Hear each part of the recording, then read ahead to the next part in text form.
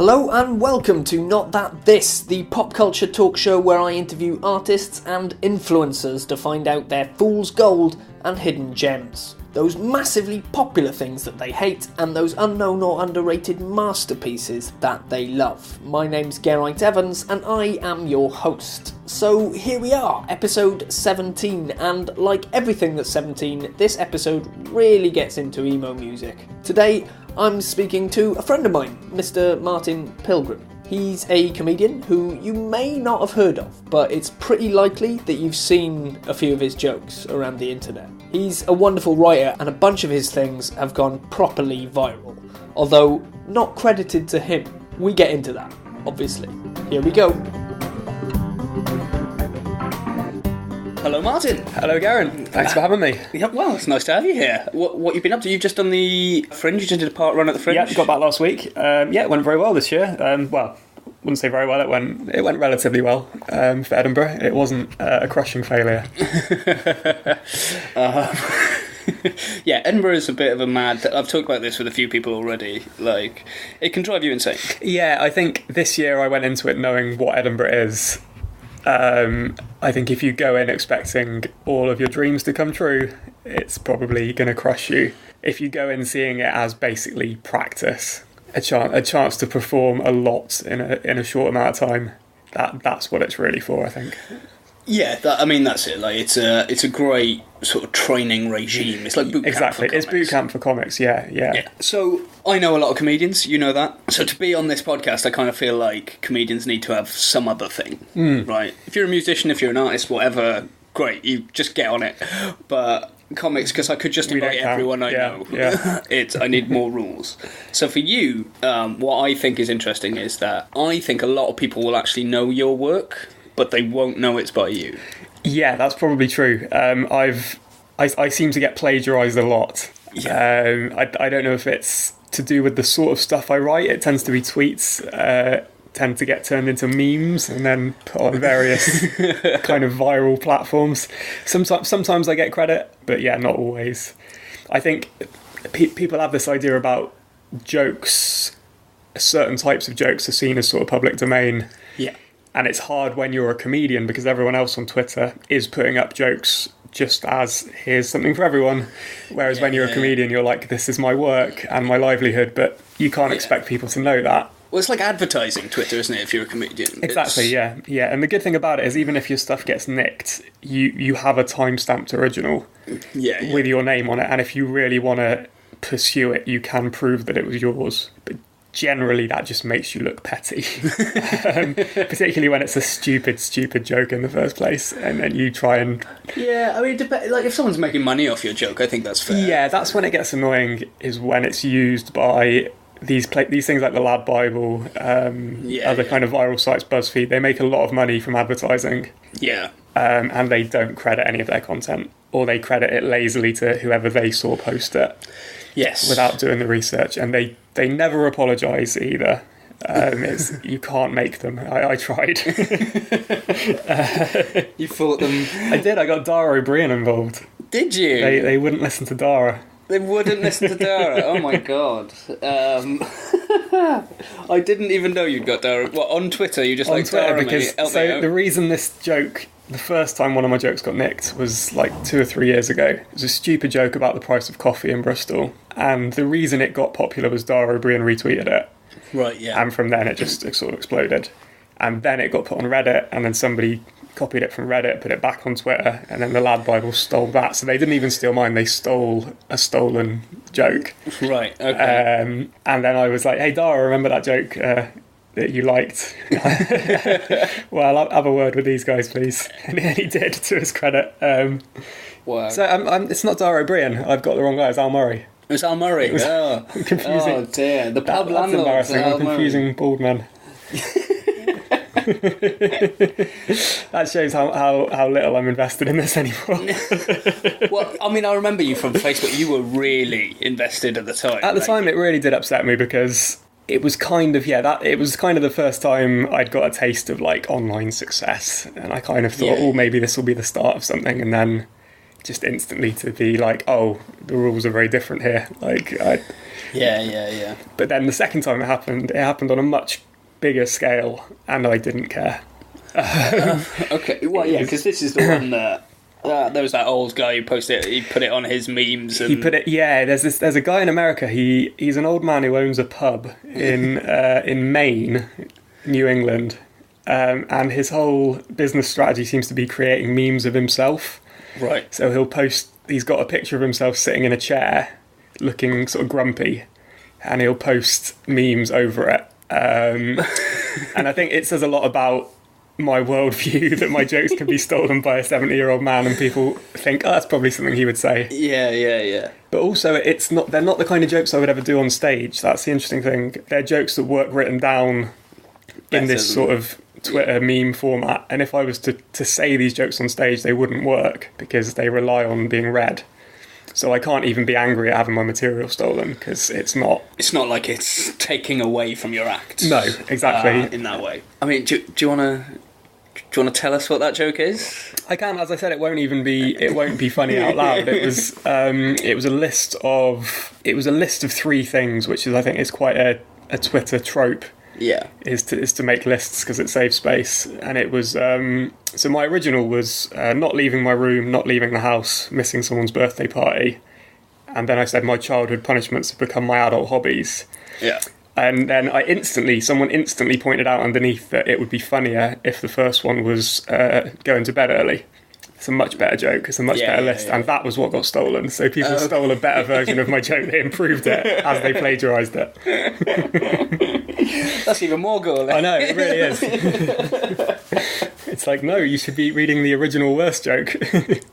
Oh dear. Oh, great.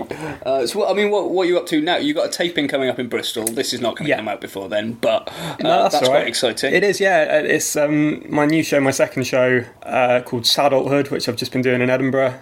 And I've been doing it for like close to a year off and on, and I'm sort of ready to put it to bed, so I thought it'd be nice to get it filmed as sort of professionally as possible. We're going to do it at the Bristol Improv Theatre. Me and Becky Brunning are going to film ours on the same night to kind of try and draw a bigger crowd, split the costs a little bit. Yeah, I love Becky as well. She's great. Yeah, she's going to be on this actually. Yeah. Her show's brilliant. I've seen it sort of as it's progressed through the year. Yeah. From preview right to sort of final performance. Yeah. I'm going to come actually because I didn't catch her show there. Brilliant. And I saw like part of your show. Yeah, you've seen the good bits.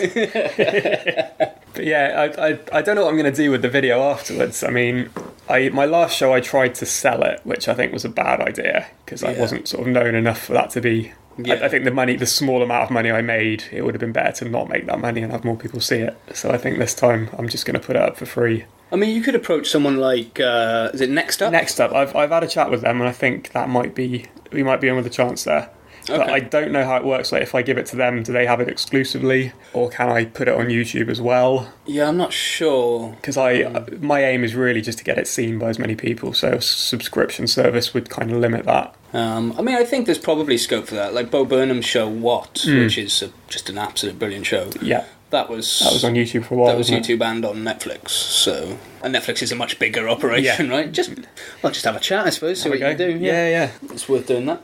Yeah, it'd be nice to have a video that I'm assuming it goes well. It'll be nice to have a video that I'm not thoroughly ashamed of, because there's some awful stuff on YouTube which I don't own the rights to. Oh my god! And every time I tell someone I'm a comedian, they're like, "Oh, I'll look you up on YouTube," and my heart just sinks.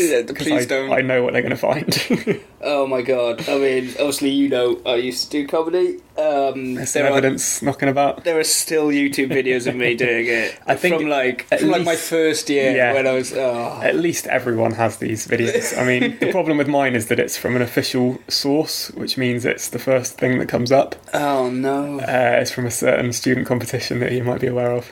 Oh, yeah. I won't say it because then it'll be easily won't say the C word, searchable. Wow, yeah. So I think we'll get to let's get to the meat of what this is about then. I want to know what your fool's gold is. What really popular thing is out there everybody loves, you cannot stand? Okay, so mine, it's in 2 parts. Broadly, I was going to say dogs. Okay. But more specifically, dogs on the internet and the way that people venerate dogs online, the way that dogs are kind of have become a phenomenon online as if it's a new thing. Right, yeah. We've had dogs for a while. Yeah, we've had dogs for a long time, but I feel like the younger generation, is it millennials or are we millennials? I think you're a millennial. I'm on the cusp. People even younger than me. I feel like they think that they've invented dogs. The way that they make these Facebook pages and these Twitter accounts, and it's like you haven't discovered that dogs are nice. We've always known that. So I mean, is there a particular kind of thing? So example? People using the word doggo. Oh god. And having a page with this is my look at this doggo, and then kind of I don't know, and I feel like it's designed to piss people off who don't get it. I feel like there's an element of internet is that. Yeah, it's like, oh, you're not in on this in joke. But it's not an in-joke, it's just a picture of a dog. Yeah, I get it. I just think it's ridiculous. Yeah. I don't think dogs are good role models either, as an animal to aspire to be. I think I think like cats, good role model, independent, take care of themselves. Dogs are the worst personality traits that I see in myself, projected onto an animal, just kind of needy and completely dependent. Yeah. And I don't think we should be encouraging that sort of behaviour. I mean, isn't the point of a dog though to be that for you rather than for that? It's not aspirational. I don't think. It's good for the owner's self-esteem to have a dog. I mean, so many what are they called, comfort animals? Yeah. Or they're dogs. So many little dogs. The ones we have completely ruined. We've trained them to. That's the thing with dogs as well. We bred them to be more pathetic. Yes. They were wolves at one point. They were ferocious wild animals. Yeah. Well, I just watched the Rick and Morty episode where. Have you seen that? Yeah. Where the dogs take over and they learn sort of about humans' history of abuse and inbreeding. So how do you feel when you see it? Is it rage or is it just, oh, come on, guys? Yeah, it's a bit of both. I've blocked a lot of these pages. I don't see dog memes like I used to. Right, yeah. But it just, I don't know. I think what annoys me is and it probably goes back to the Twitter plagiarism and stuff. It's the idea that you've created some content, it's your work, when it's just a picture of a dog and people are sharing it. Yeah. And it's you didn't do that though, did you? Oh god! I mean, I went on a social media course thing, and they were telling the best way to get people to like your Twitter or Instagram or whatever is to post pictures of the dogs and kittens. The BMP do it, and people fall for it. Far right Facebook pages will always post cute animals and other things that they know people will click on and share. Yeah. We're using dogs almost as a kind of viral currency. That's kind of scary. It is. I'm not saying dogs are racist necessarily, but they are complicit. They're complicit in racism. Right, I mean, have you had bad experiences with dogs in the past? Or I was brought up with cats. I was always been a cat person. Big fan of cats. Yeah. Dogs, I just always... no kind of traumatic experiences, but I always found them a bit gross. I think I was very hygiene conscious when I was a kid. And a lot of my friends would have dogs that would kind of climb all over me and lick me, and they'd be like, "Oh, isn't it adorable?" And I'd be just, "No, this is awful." This is, because there's something cleansing about when a cat cleans you. It feels because it's all rough and dry. It's like they're getting rid of stuff. Yeah, and they're getting more out of it than you. Yeah. And it's so rare. It just feels like a treat from a cat. I think it probably says a lot about my self-esteem that I would rather have an animal that I have to really work for its affection. I want an animal to look down on me. The curse of the artistic brain. Yeah. Wow. I mean, dogs is a controversial... Yeah, it is. I mean, I used to do a bit of stand-up where I said... I pretended to hate dogs more than I do to kind of get a reaction from people. And I used to say the only thing about dogs that brings me joy is the fact that I'm still young enough to outlive all of them. And people used to get more angry about that than, I've got a bit where I talk about the Holocaust. That didn't make people as angry as saying that maybe dogs aren't as great as you think they are. Yeah. I mean, before I get any angry emails, like, you are Jewish, right? Yeah, I am. It's Just to be clear. I'm Jewish and also a dog, so I can say these things. Oh, wow. It's funny, yeah, it's funny what makes people angry. Like, talking about, in the new show, I talk about how long it's been since Toy Story came out, and that just really upsets people, like... It's been a long time. 22 years. Yeah. That upsets people to the point where, like, it's hard to make them laugh after that. Like, it's too... But, I mean, you would have been like 5 when I was 5 when Toy Story came out. Do you remember it being out? Yeah, it was my first... The first Christmas present I remember was Toy Story on video. Oh, wow. That would have been Christmas 95 when I was just turning 6. And I have vague memories of seeing it in the cinema. I think it was this. I think Babe was the first film I saw in the cinema. Toy Story was the second. But it's a perfect film. It's great. Because I'm a bit older than you. Like, I remember, like, pleading for Buzz Lightyear toys and stuff. Like, I was old enough to have those. Yeah. But there was an irony to the toys as well, because the whole film was about old toys being replaced by new toys. And then a lot of kids wanted the new toys anyway, because they did reintroduce like the Slinky and the Etch-a-Sketch. These toys did make a comeback because of that film, but then everyone still wanted the Buzz Lightyear, which kind of proved the point. Oh, yeah. I mean, I think that's the first sort of, those mad rushes at Christmas where all the toys... That's the first one I remember. I experienced, I think. Because that was... Oh, God, do you remember Furbies? That was Furbies as well? Yeah, they were sinister. They were sinister. They were really creepy. Tamagotchis. I never had the patience for a Tamagotchi. I've never had the patience for it. I used to... there was a cheat where you could move the clock back so they would never go to sleep and they just grow really quickly. Right. It's like giving them steroids, isn't it? You will stay awake. Yeah. Is that like the progenitor to like Pokemon, I suppose? Yeah, I suppose so, yeah. I feel like they were kind of at the same time rather than... Yeah, maybe. Because, Pokemon was it cards first and then everything else? Or was the video game first? I'm not sure, yeah. I think it's probably the video game and then like the anime and then... Yeah. Because the anime is amazing, actually. I was talking to a friend about this. Like, that's been going uninterrupted for... Well, whenever it was at 96 or something. Yeah. It's like getting into like Simpsons territory for how long that's been going. I mean, but there's more episodes. Yeah, because they really churn them out. Yeah, they really do. Like, it's a commitment to the thing. But it has jumped over to the next generation, which doesn't normally happen. Yeah, it's weird. Like, so he does go to different islands, and then there's all new Pokemon, and then he gets rid of his... I feel so bad for all... Like, Pikachu stays, that's fine. Yeah. But everyone else is in the ball now, the new breed do seem to be less creative, some of the Pokemon. Like, I tried to play the later games, and like the first like original, like all the names were really funny and clever, and they were like references to things. Yeah, they meant stuff. Yeah, and the new ones, it's like it's Dogmon. It's a bit like a dog. It's like you're not really trying anymore. Doggomon. Yeah. Come full circle. I'd love it if that was the genesis of your hate. Just, diminishing creativity. I mean, in fairness to them, though, God, how many of them are there now? There's got to be like 5,000 or something. Just so many. Yeah. Many. But it's such a clever marketing ploy, like to make it all about completing the set and catching them all, because it's just you creating this like insecurity that you need to get every single one. It's marketing genius. Well, that's it. I mean, it's mad because that game you can complete with like 2 or 3 Pokemon. Actually. Yeah. Like if you level them up. Yeah. I just used I've seen a few of the speed runs. And that. Yeah. All right. Okay. So dogs. You don't like dogs, especially the veneration of them.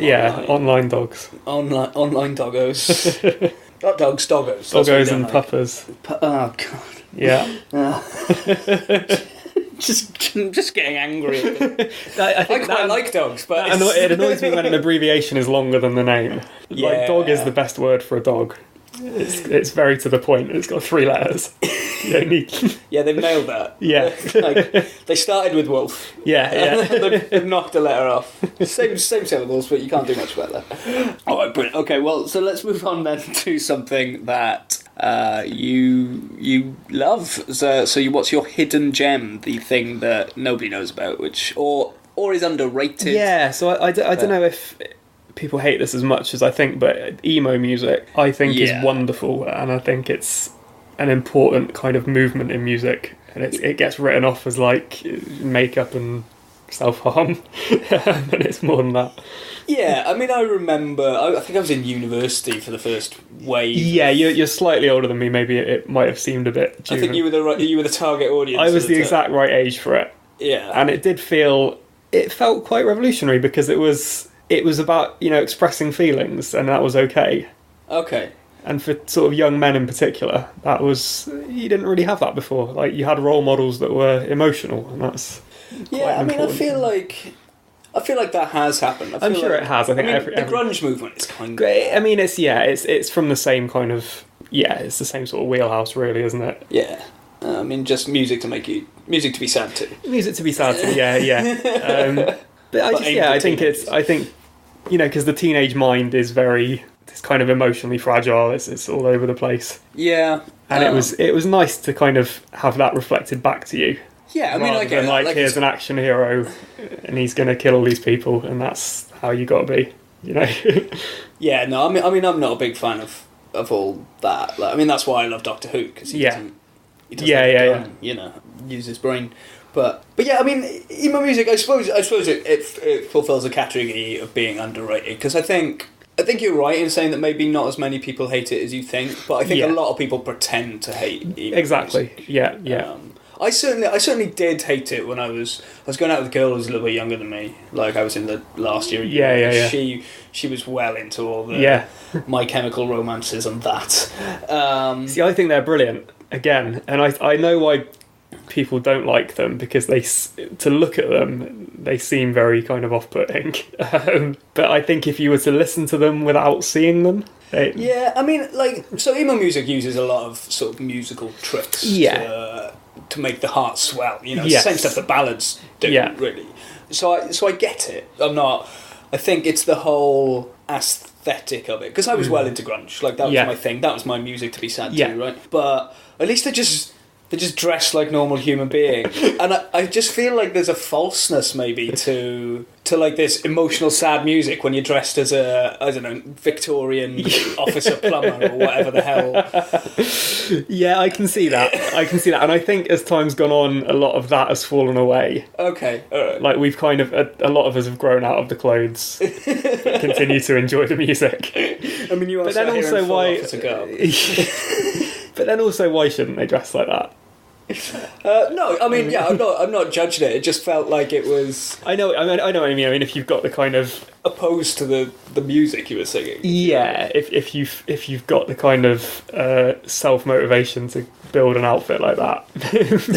Yeah, I mean, come on, guys. You're probably not that sad, are you? But I mean, it can be. There's good emo and there's bad emo. Like, at the time, there was, everyone was doing it, and a lot of the kind of bad stuff has been forgotten, I'm sure. And the kind of the ones that have stuck are the the ones that work outside of that genre, maybe, as just writing genuinely good songs. Yeah, I mean, I think that's true of every. This might be partly why I hate emo music as well. And hate's a strong word, because as I've grown up, like when I was younger, I used to hate all funny music. When you said hate is a strong word, as a line from a well-known. Hate is a strong word, but I really, really, really don't like you. Is a song by Plain White Tees, I believe. Maybe not emo. Okay, all right, yeah, fair enough. Carry on. Yeah, so hate is a strong word. I feel like as I've grown up, like when I was a kid, I used to hate all music I didn't like. Yeah. Whereas now I'm like, it's just fine. If you like that, that's fine. Yeah. Like, I'm still a big rocker, but do you know what? I do like Taylor Swift. I just do. I'm the same. Beyonce is great.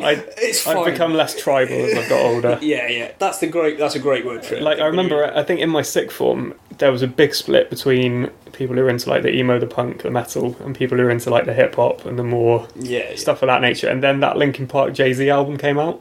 The Collision Course. Yeah, the Linkin Park album that wasn't the same as all the other Linkin Park albums. Yeah, and it kind of reunited everyone, because it's like, these two things work really well together. Maybe we're not so different. Yeah. Oh, Chester Bennington, bless him. Yeah. I used to love Linkin Park. I still do. I think they're brilliant. They're not quite in the emo genre, but certainly lyrically, like they were part of that. It's around that school of sort of music. Yeah. So, no, they were great.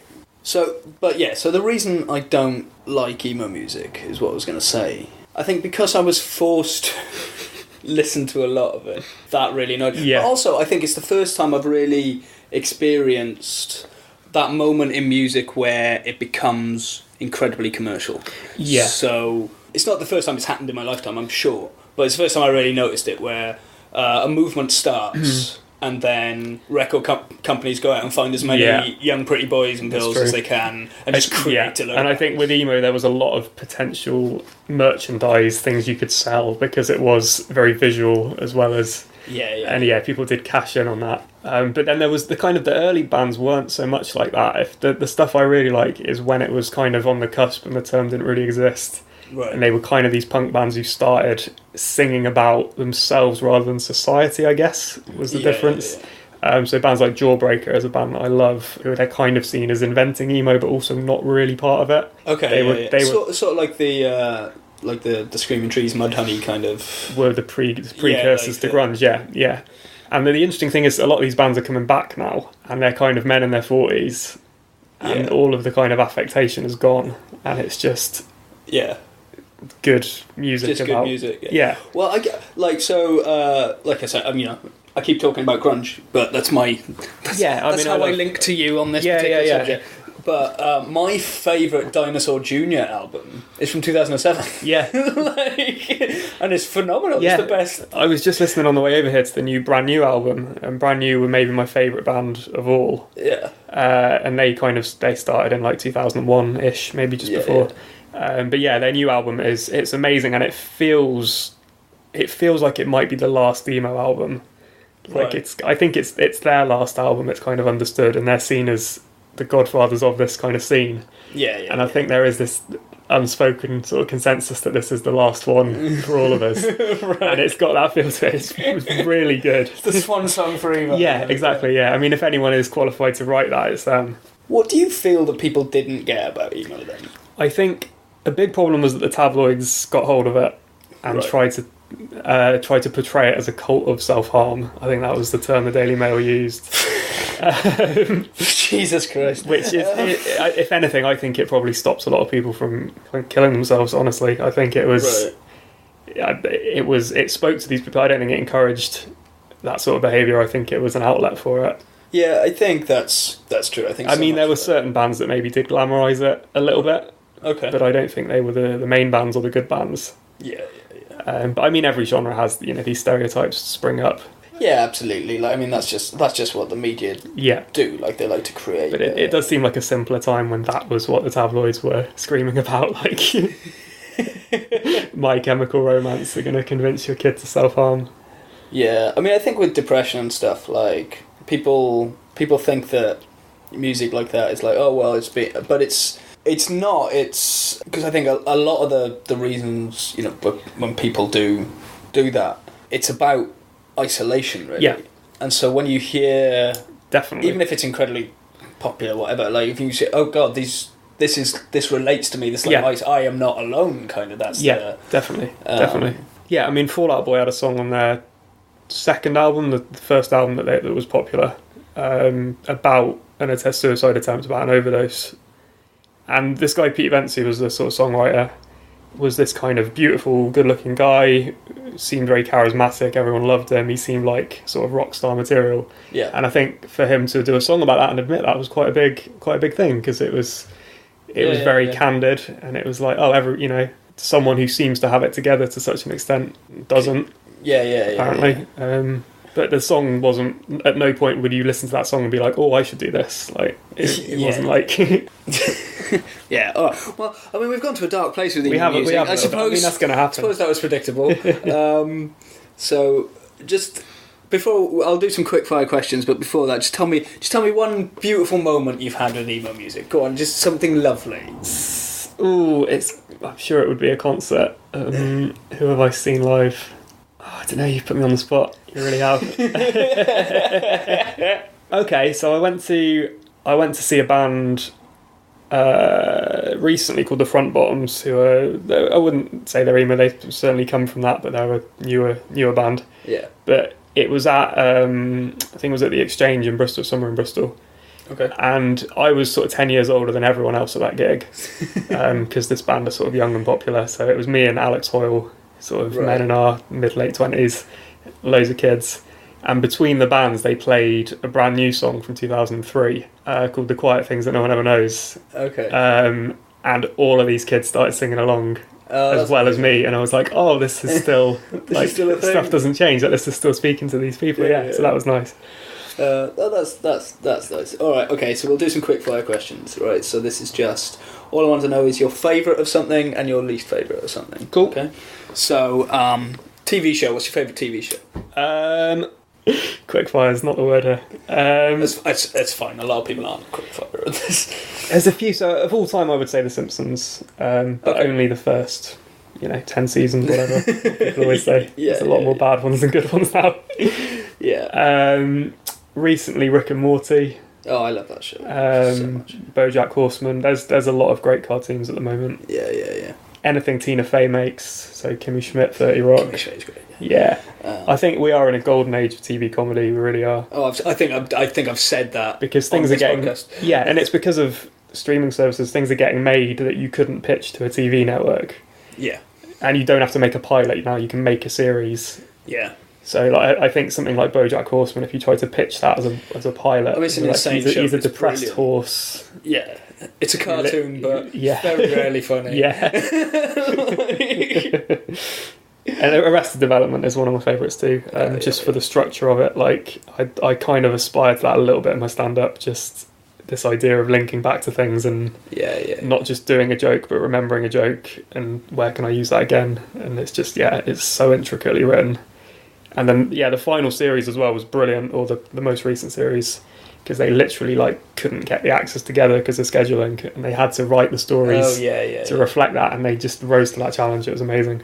Yeah, it was great. Okay, so least favourite TV show? Least favourite, I'm not into Game of Thrones at all. Oh my god, that should have been your thing. It would have been, but I don't know enough about it to criticise it. I just can't be bothered. Fair enough. Yeah. I mean, I sat next to my opening series that's probably why I chose it subliminally. I mean, there's stuff that's awful that I've never seen. There's stuff you just don't watch because you know it's going to be terrible. But in terms of things that a lot of people like, not massively into Game of Thrones. Didn't really get Breaking Bad as much as some people. Yeah, it was good. But it wasn't life-changingly good. That's fair. I thought. Okay, so favourite movie? Favourite movie, Eternal Sunshine. Oh, okay. Yeah, it's a great film. Love that film. Yeah. Least favourite movie? Least favourite movie? Ooh. I don't like Lord of the Rings. I must admit. You're coming up with plenty of great... maybe I'm just not into the sort of overblown fantasy stuff in general. Yeah. Again, there are films that are terrible, but I don't care about them enough to hate them. Yeah, I get that. Yeah. Okay, so what do I usually do? Favourite superhero? Spider-Man. I'm not big into the superhero thing either. Okay. Yeah. I like the Spider-Man films, but I'm not... it's not really my area, to be honest. What do you have a least favourite? Do you have one you hate? You're like, oh, come on, guys. I don't, not one in particular, but I feel like it's getting a bit silly with the amount of superhero films coming out with the same characters in different configurations. Yeah, so I went to see one of the... What's the big franchise? Avengers? Yeah, I think I saw the second one without seeing the first one, and I was just like, I don't know what any of these people are. There's a purple guy who's shown up, and everyone seems excited. I'm just sort of confused. Okay. Great. I think that's kind of a fair criticism of the culture of movies at the moment. Yeah, it does just seem... they're all perfectly fine films, but it does seem like they're working to a formula. And if I understand, if you're a film studio, why would you take a risk when you know you can get a big profit from just make another superhero film, Okay, what's your favourite book? Favourite book? There's a few, really. I like... How pretentious do I want to sound? There's a few I really like. Murakami. Okay. Japanese writer. Got a book called Wind Up Bird Chronicles, is one of my favourites. Anything by him. Okay. I really like The Unbearable Lightness of Being. Okay. I think it's a brilliant book. Yeah. I'm sounding like such a prick here. Yeah. Yeah. Lately I've been reading a lot of books about psychology. I'm starting to find that really interesting. Behavioural psychology, sort of why we make the choices we make. Yeah. That is really fascinating. I read a book called Thinking Fast and Slow, it's all about these kind of shortcuts that our brains make, sort of rules of thumb that we use all the time, and how easy we are to trick, essentially, as a species. Right, yeah. And it's got all these tests which you fail every one, and then it explains why you failed it, and it's just it's really good. Okay, great. What's your least favourite book? I mean, you don't even have to have finished it. Many people haven't finished their, like... Again, Lord of the Rings I couldn't get on with as a book either. Yeah, I mean, I love the movies. I like books, but it is dense and ponderous. Yeah. You don't need 4 pages describing what a city looks like, in my opinion. Yeah. But yeah, there's lots of books to hate. Yeah. I mean, there's lots of everything to hate. That's the fun thing. What is your favourite band or musician? There's a few. I mentioned Brand New. I think they're probably my favourite band. Okay. Then bands like as well as being into the emo, I was very into the kind of pop punk. Okay. The early punk, so bands like Green Day, Offspring, Rancid. Yeah. NoFX. I'll always love those bands, even though I've kind of grown out of the musical style a little bit. That'll always be the soundtrack to being a teenager. I played in sort of covers bands. As a teenager, I was very into my ska punk as well. to my eternal shame. Great. Least favourite? Is there a music you just hate? I feel like I'm sort of pretty good at not seeking out stuff I'm going to hate with music. Like the stuff that people really seem to hate doesn't bother me. Like the sort of chart pop. Sort of Justin Bieber and Taylor Swift, I think they're decent. I think the best pop songs generally rise to the top in those situations. Because they are written by the people who most are the best at writing songs. Swedish man. Exactly. I don't think there's anything wrong with pop music. I don't hate Radiohead, but I don't understand them quite as much as some people seem to. They're one of those things that I think I would like if I had the time. But I think it's kind of a contrary thing with me. If people kind of go on about how great something is, I'm sometimes unwilling to put in the time. It just means I miss out. I absolutely do that. I discover things so much later than other people because I refuse to. Because people are like, "Oh, you should watch this. It's brilliant. It'll change your life." Just puts you off. No, I'm not going to do that. I'm going to go watch The West Wing for the 18th time. All right. I think I've got just one more question for you. This doesn't have to be quickfire, right? Cool. Someone was going to make the story of your life. What medium would it be in, and what would you call it? It'd be in stolen tweets, probably. I'd like to think it's too early to say.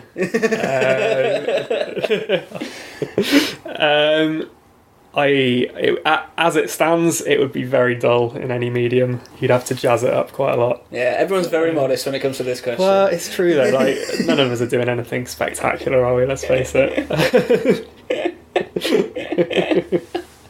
Oh dear. But I probably I don't think it would need to be a film. Okay. I don't think there's any visual element that needs to be conveyed. Just audiobook would be fine. Audiobook, lovely. What would you call it? Pilgrim's Progress, Pilgrim's Choice. Pilgrim's Choice. Martin Pilgrim versus the World, any of those. any of the puns. Alright, brilliant. Thanks very much for joining me. Oh, you're welcome. I've enjoyed it. Brilliant. Cool. Ta-ra. Wow, so that was Martin Pilgrim. This was a fun one for me. It's always nice to hang out with mates, but he's a funny guy and he made me laugh a lot. He's also pretty much convinced me to stop disliking emo music. If it can be such a powerful, positive force in people's lives, young people who are struggling with some pretty dramatic mental health concerns, then okay, you're good in my book. If you want to see Martin's jokes before they're adopted by 70-year-old men from Maine, you can follow him on Twitter at MartinPilgrim1. While you're there, you can follow the podcast at ThatThisPod. There's also a Facebook page. If you're enjoying this podcast, you can donate to support it on the website, www.thatthispod.com. Of course, not everyone can do that, so if you want to help me out, just share it with your friends on social media and real life, why not? And if you've got the time, heading over to iTunes or Apple Podcasts and giving the show a review makes a big difference for me. Next week is another lovely one. I get to speak to another one of my brilliant friends, Malika Kagode. She's a poet and a spoken word artist who's just released her first book. Actually, she's kind of the reason I've been getting into poetry recently, if that's a good enough endorsement for you. Anyway, until then, take it easy.